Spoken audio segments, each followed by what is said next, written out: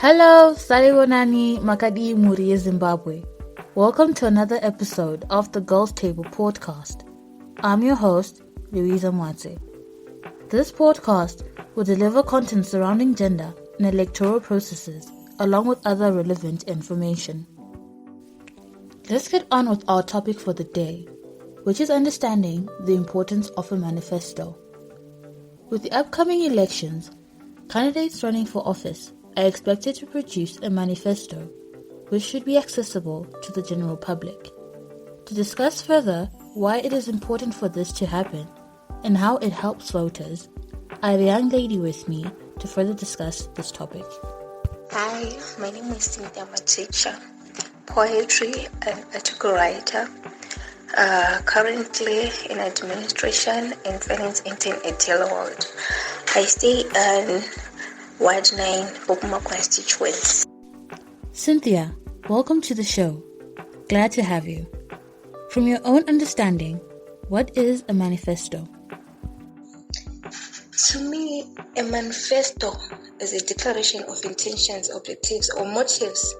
This is usually declared by political parties or candidates before elections, so as to convince people to vote for them. Why do you think a manifesto is an important part of voters' education? They play a vital role because they are the main way of telling voters why should they cast their vote to a certain or particular party. This means that they are usually written in a persuasive manner to convince the voters to vote in their favor. For instance, one might write that if you vote for me, there will be free education. And that's more reason why one might consider voting for a certain party, because they want a free education. So it's the way of educating people or the voters why you should vote for that certain party. So Cynthia, do you believe that a manifesto can help one decide on which party to bank on, or it works hand in hand with the actions of the party? I believe these two have to work hand in hand, because a manifesto alone is not enough. But if there is some action, well, it can help someone to decide on which political party to vote for, because a manifesto is just a way politicians use to lure people to vote for them. During this time, they promise a lot of things which they fail to deliver in reality. So one has to be wise enough to see if what is being said and what is being done on the ground matches for one to decide to, before you decide actually to vote for a certain party. Do you think people should be made aware of a party's manifesto? And if so, do you think it affects people who may not have access or know about it? Right now, with people who are staying in Mahachula, Machamhlope, Hillside, and the likes, and they come decide to Mpopoma and they want to be voted for. Imagine those people. They have solar geysers for electricity backup.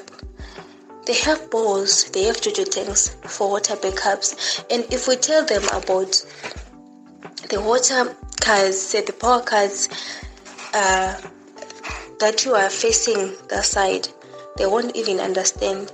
And it's even difficult for them to even fight for us, because they don't live in these areas. Where they are staying is good for them. So taking action, actually, they might seem useless to them, because they are not facing the problems that as a community we are facing. So it's actually also important to consider someone who is from the community, who understands what you are going through, and when that person is fighting, he knows what he's fighting for. Cynthia, do you think people should first seek out party manifestos before casting their votes? Well, seeking out party manifestos before casting your vote, it's good, so as you know. the objectives or the motives that a particular party has in store for you. But let's not forget that actions speaks louder than the words alone. Words alone are not enough for you to cast your vote, because there are some people who just come when it's towards elections and they promise you a lot of things like there will be free education if you vote for me, there will be free food if you vote for me, there will be free medication if you vote for me, but on the ground they're actually doing nothing. And also, let's not forget there are some people who just come when it's towards election, but throughout the process or throughout you have never seen them, you have never heard them. They just come when they want to be voted for. So you have to consider all those things. Thank you, Cynthia, for chatting with me today. In summary, a manifesto is a written statement declaring publicly the intentions, motives, or views of a candidate or party. Before Election Day, we should be well aware of the candidates we want to vote for, of their intentions, and in voting for them, show our support. And once our chosen candidates have been elected to office, be ready to be held accountable for the promises they made using their manifestos. From what Cynthia said, in the past we have been given plenty empty promises and have yet to receive any positives from promises that are yet to be put into action. I believe that as a country, we have grown so much so that we are now able to differentiate what is true and what is not. In this year's elections, I foresee people coming together, having weighed their options and what candidates are promising, and hopefully vote for a candidate whose words match their actions, as well as work well for the season in which Zimbabwe is soon to enter into. Let's come together and make the right decision for the greater good of our country and take part in this year's elections. For more information, do follow us on our social media platforms, on Anchor at The Girls Table, on Facebook at The Girls Table, on Twitter at table_girls, and on Instagram at the.girlstable. Until next time, my name is Louisa Mwatse, and this has been the Girls Table podcast. Remember, your vote is your voice.